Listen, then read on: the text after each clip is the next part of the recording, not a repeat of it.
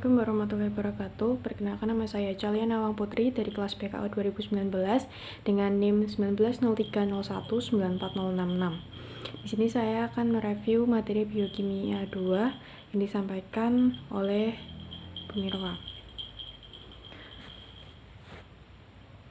Yang pertama ada struktur dan fungsi nukleus serta materi genetik. Untuk struktur dan fungsi nukleus. Nukleus berdiameter 5 mikrometer, memiliki dua membran, masing-masing bilayer dan mengandung pori. Di dalam nukleus mengandung kromatin, nukleolus, dan protein lamina. Pada sel eukariotik, nukleus mengandung sebagian besar gen, sebagian kecil ada di mitokondria dan kloroplas. Struktur dan letak nukleus pada sel hewan dan tumbuhan secara umum tidak berbeda. Posisi nukleus lebih permanen karena terikat filamen intermediate. Yang kedua ada biosintesis nukleus. Nukleus mengalami biosintesis pada saat pembelahan sel. Ada beberapa fase seperti profase, telofase, dan interfase. Kemudian yang ketiga ada materi genetik. Ada dua materi genetik di dalam nukleus, yaitu DNA dan RNA. Ada tiga penyusun dasar molekul DNA dan RNA, yaitu basa nitrogen, purin pirimidin, gula pentosa yaitu ribosa deoksiribosa, dan fosfat. Basa nitrogen pirimidin terdiri dari sebuah cincin organik atau cincin aromatik, sedangkan purin terdiri dari dua cincin organik. Basa nitrogen pada asam nukleat saling berpasangan antara purin dengan pirimidin dan dihubungkan oleh ikatan hidrogen. Seperti DNA, adenin versus dengan timin, guanin berpasangan dengan sitosin. Untuk RNA, adenin berpasangan dengan urasil dan guanin berpasangan dengan sitosin. DNA dan RNA adalah suatu polimer, sedangkan monomer dari mereka adalah nukleotida. Struktur molekul DNA di dalam sel memiliki model seperti double helix atau seperti tangga berpilin. Monomer molekul DNA adalah 4 macam nukleotida yang saling berikatan sesuai basa komplementernya. Molekul DNA memiliki ujung 5 aksen dan ujung 3 aksen, yang ditandai dengan ada tidaknya ikatan dengan molekul PO4. Struktur double helix molekul DNA dapat berubah karena pemanasan dan pendinginan. Kemudian struktur molekul RNA umumnya tersusun atas molekul polinukleotida tunggal atau tidak rangkap. Kemudian molekul DNA dan RNA berfungsi dalam sintesis protein. Selanjutnya materi aliran informasi genetik. Materi genetik adalah bahan-bahan atau materi yang berperan dalam penyampaian informasi genetik di dalam sel. Informasi genetik yang menentukan sifat atau karakteristik suatu organisme tersimpan di dalam molekul DNA. Molekul DNA tersusun oleh ribuan gen. Setiap gen merupakan sandi genetik untuk setiap protein yang diproduksi tubuh. Dan informasi genetik suatu organisme dalam molekul DNA yang terdapat di dalam inti sel. Dan unit fungsional dalam molekul DNA yang menyandi sifat keturunan atau sifat genetik tertentu disebut gen.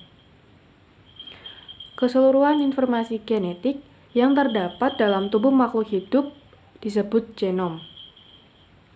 Ekspresi gen adalah proses penggunaan informasi genetik yang tersimpan di dalam gen untuk mensintesis senyawa-senyawa produk gen.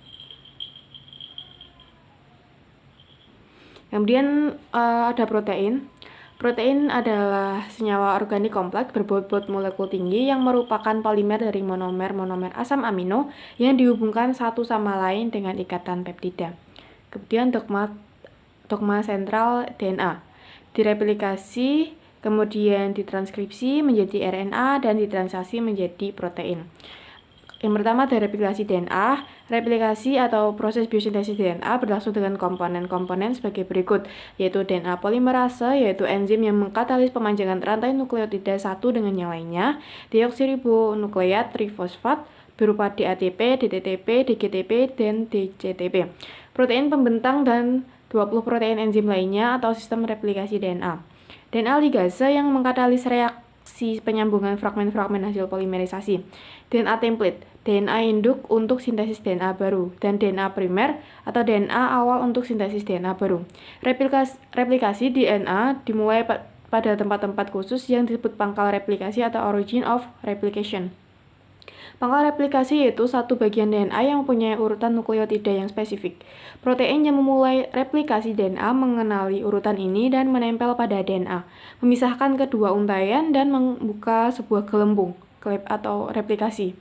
Tahap pembukaan DNA untai ganda dikatalis oleh 3 macam enzim, yaitu yang pertama helikase, yaitu sejenis enzim yang berfungsi membuka untai ganda di cabang replikasi dan memisahkan kedua untai lama. Kemudian yang kedua ada enzim untai destabilizing protein atau single stranded DNA binding protein atau SSB.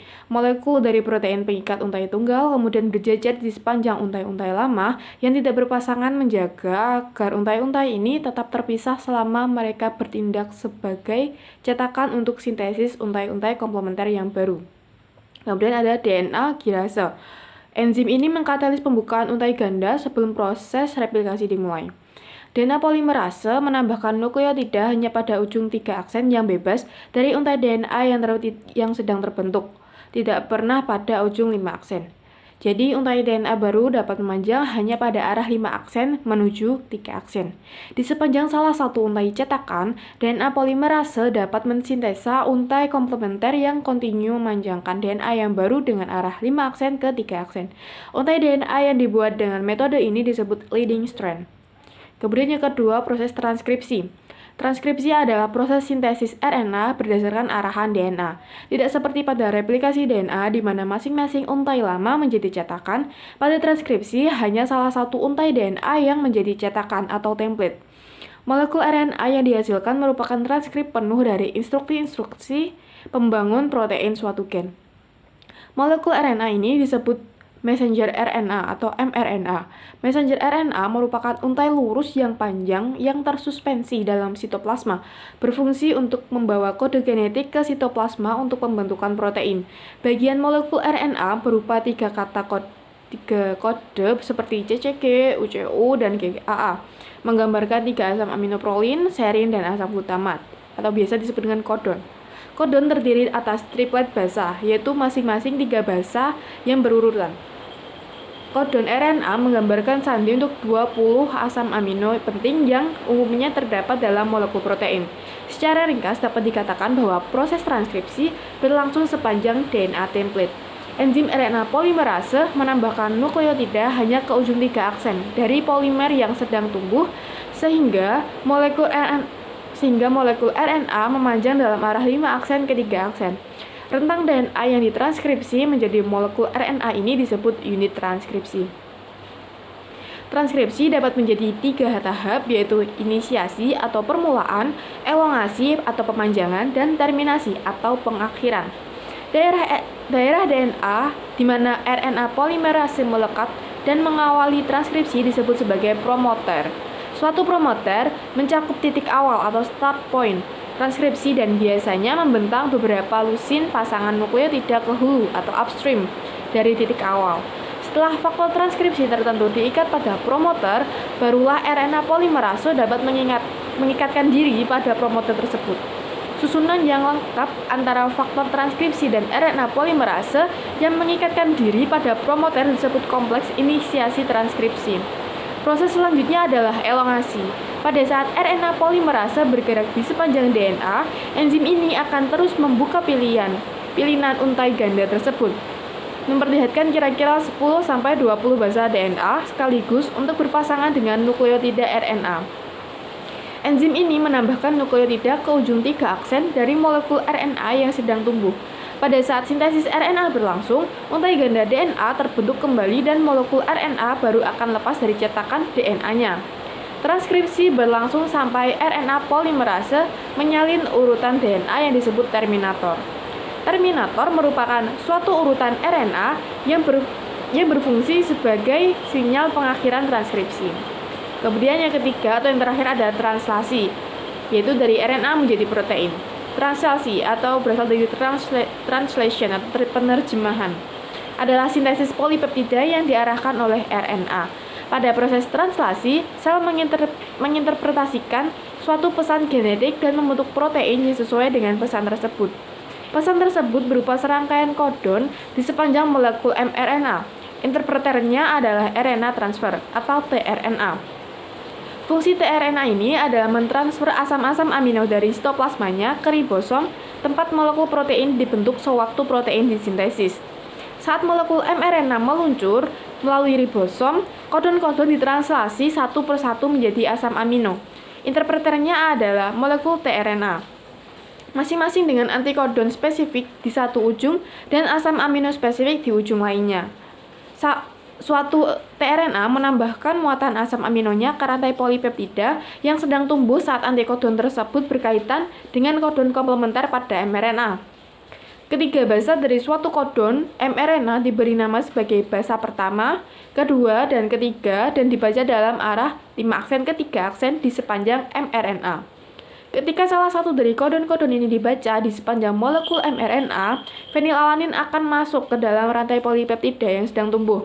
Molekul tRNA yang berikatan dengan kodon melalui ikatan hidrogen memiliki antikodon AAA dan membawa fenilalanin di ujung yang lain. Pada waktu molekul mRNA meluncur melalui ribosom, fenilalanin akan ditambahkan pada rantai polipeptida ketika berada pada kodon UUU. Demikianlah pesan genetik ditranslasi kodon demi kodon. tRNA menyimpan asam-asam amino berdasarkan perintah yang ditentukan dan ribosom menggabungkan asam-asam amino menjadi rantai. Molekul tRNA ibarat kartu pengingat dengan kata asam nukleat atau antikodon di satu sisi dan kata protein atau asam amino di sisi lain. Sekian review materi biokimia dari saya. Terima kasih. Wassalamualaikum warahmatullahi wabarakatuh.